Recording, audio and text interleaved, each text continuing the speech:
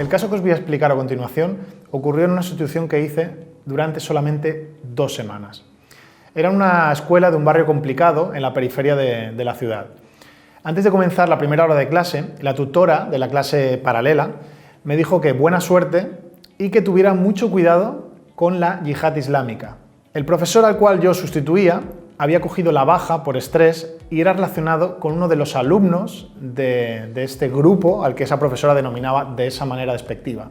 Se refería a 4 alumnos, concretamente, que eran de origen magrebí, eran unos niños de 11 años que habían llegado hace muy poco a España, el que más tiempo llevaba 2 años. Alguno de ellos ni siquiera había aprendido a hablar el idioma todavía. Supongo que no tengo que explicar en estos momentos las connotaciones que rodean la frase que esa profesora me dijo, ni todo lo que puede significar el hecho de nombrarlos como una yihad islámica. En ese punto, para mi punto de vista, si hay alguien peligroso, no son los niños, sino la persona que califica a un grupo de niños de esta manera. Alguien con la responsabilidad que conlleva ser referente para más de 20 alumnos en años de su vida tan importantes no puede permitirse el lujo de realizar o de poner esas etiquetas. Esto es algo que no se puede tolerar y con lo cual deberíamos de ser muy serios en ese aspecto. Yo me mantuve en ese momento en mi estado de centro. No me dejé llevar por ese comentario y no proyecté ninguna sensación de miedo o de rechazo hacia ese grupo de alumnos. En ese sentido, lo que no hice fue reforzar sus palabras. Dejé que pasaran delante de mí y no a través de mí. En ese momento mi estado emocional fue la clave. Cuando entré en el aula, lo que ocurrió es que uno de esos alumnos, se llamaba Ahmed, me miró fijamente, de forma desafiante, pero para mí ya había dejado de ser alguien peligroso. Era alguien a través del cual yo iba a aprender algo nuevo. Esto es precisamente lo que marca la diferencia como mentores. ¿Cómo decides tú ver a tus alumnos? Estas situaciones que requieren de nuestros mejores recursos con alumnos complicados, entiendo que son retos que nos hacen mejorar. Solo era cuestión de tiempo que surgiera una oportunidad para deshacer el muro que se había construido en esa clase por la forma de pensar de todos los docentes que pasaban por ella, y no solamente de los docentes, sino de la sociedad en general sobre este tema. El segundo día, Ahmed se atrevió a responder una de las preguntas que yo hice al grupo, y uno de los niños se rió de él por su pronunciación. Ahmed se quedó callado y miró hacia abajo. Él había puesto mucha energía en responder, sintiendo que con un profesor nuevo quizá tenía una oportunidad nueva de ser alguien o de destacar.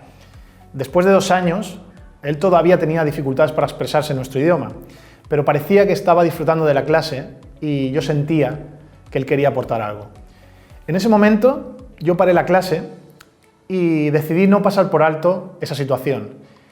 Lo entendí como una falta de respeto también hacia él y lo que hice fue hacerles ver a todos los alumnos que eso no les correspondía o que no les iba a ayudar en nada. El hecho de criticar a otro compañero no iba a ayudar a que ninguno de ellos mejorara.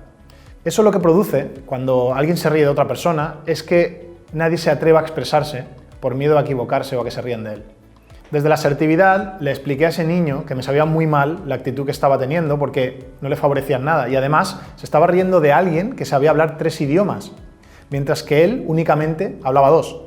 Hice referencia también a la dificultad que puede llegar a tener alguien que viene de otro país y que se tiene que adaptar a un entorno y aprender lo mismo que están aprendiendo los demás, pero en un idioma que no es el suyo, y al valor que esto conlleva. Por lo cual, los compañeros no solamente no se podían reír de él, sino que lo deberían de tener como una referencia de superación. Ahmed comenzó a llorar al escucharme y toda la dureza, toda la máscara que tenía, se rompió.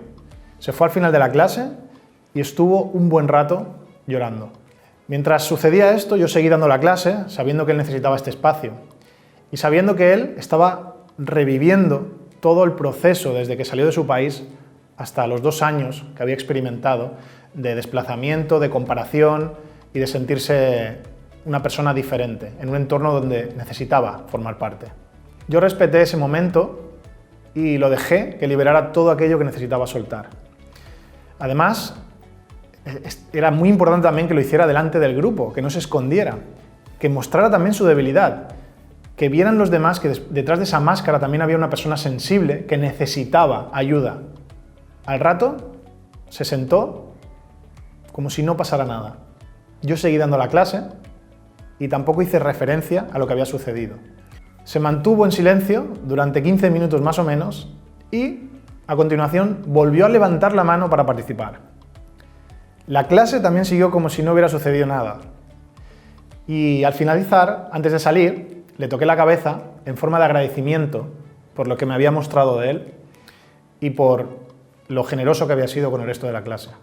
Un simple gesto con el que yo quería decirle que yo estaba allí, que no le iba a dejar en ese punto y que me tenía para lo que necesitara a partir de ese momento. Es importante entender que no se puede acompañar a alguien a soltar su armadura y luego dejarlo allí solo. Se le ha de seguir muy de cerca durante un tiempo hasta que ese niño o esa niña se sientan cómodo o cómoda y sienta que ya puede utilizar su miedo como una fuerza motivadora de cambio.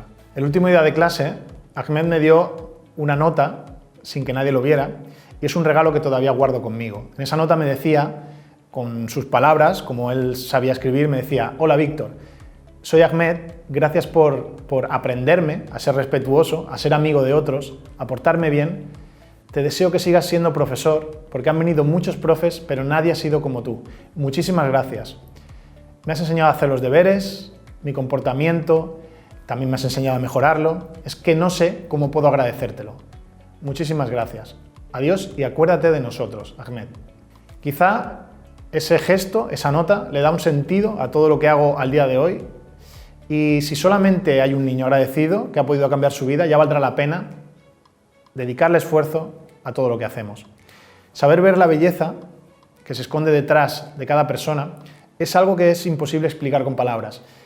La oportunidad de odiar se presenta en el mismo momento que la oportunidad de amar. Y precisamente ahí es cuando hay que elegir.